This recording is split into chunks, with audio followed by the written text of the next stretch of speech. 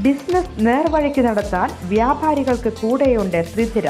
GST നോട്ടീസുകൾക്കുള്ള മറുപടി, registration, return filing, appeal filing, accounting, income tax return filing and project report തുടങ്ങി വ്യാപാരികൾക്ക് വേണ്ട നിർദ്ദേശങ്ങൾ ലഭിക്കാൻ ത്രിധിര അക്കൗണ്ട് വടക്കാഞ്ചേരി. ഫോൺ 9447077369. മറ്റൊരു നമ്പർ 9562467999.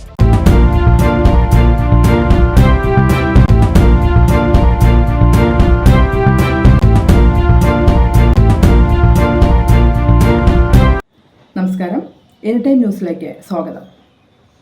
അനാരോഗ്യകരമായ ജീവിതശൈലിയും ജങ്ക് ഫുഡും നമ്മുടെ തലമുറയുടെ ആരോഗ്യത്തെ നശിപ്പിച്ചുകൊണ്ടേയിരിക്കുന്നു. ആരോഗ്യ പ്രശ്നങ്ങളാൽ ആശുപത്രി സമീപിക്കുമ്പോൾ പലപ്പോഴും ഡോക്ടർമാർ നിർദ്ദേശിക്കുന്നത് പോഷകാഹാരം കഴിക്കാനാകും. പ്രത്യേകിച്ചും കാഴ്ചക്കുറവ്, ഓർമ്മക്കുറവ് തുടങ്ങിയ പ്രശ്നങ്ങളെ ചെറുക്കാൻ ആരോഗ്യ വിദഗ്ധർ കൂടുതലും നിർദ്ദേശിക്കുന്നത് കശുവണ്ടിയും ബദാമും കഴിക്കാനാണ്. ഇവയിലെ പോഷകങ്ങൾ തലച്ചോറിലെയും കണ്ണുകളിലെയും ഞരമ്പുകളെ ശക്തിപ്പെടുത്താൻ സഹായിക്കുന്നതാണ്. കാരണം കശുവണ്ടിയും ബദാമും ദിവസവും കഴിക്കുന്നത് ആരോഗ്യത്തിന് ഗുണകരമാണെങ്കിലും ഇതിന്റെ വില കൂടുതൽ സാധാരണക്കാർക്ക് ഇവയെ അപ്രാപ്യമാക്കുന്നു. എന്നാൽ ഇതാ ഇന്ത്യയുടെ സ്വന്തം കശുവണ്ടി നഗരം നിങ്ങളെ മാടി വിളിക്കുന്നു. പച്ചക്കറികൾ പോലെയാണ് ഇവിടെ കശുവണ്ടി കച്ചവടവും. കിലോഗ്രാമിന് 50 രൂപയ്ക്കാണ് കശുവണ്ടി ഇവിടെ വിൽക്കുന്നത്. ഇന്ത്യയിൽ കശുവണ്ടിയുടെ സാധാരണ വില കിലോഗ്രാമിന് 800 മുതൽ 1000 രൂപ വരെ ആയിരിക്കുമ്പോഴാണ് ഇത്.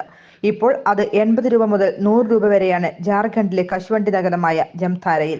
മേന്മയേറിയ കശുവണ്ടിത്തോട്ടങ്ങളാൽ സമ്പന്നമാണ് ജംതാര ജില്ല. പ്രതിവർഷം ആയിരക്കണക്കിന് ടൺ കശുവണ്ടിയാണ് ഇവിടെ ഉൽപ്പാദിപ്പിക്കുന്നത്. ഉയർന്ന ഉൽപാദനക്ഷമതയാണ് ഇവിടെ കശുവണ്ടി കുറഞ്ഞ വിലയ്ക്ക് വിൽക്കപ്പെടുന്നതിന് കാരണം.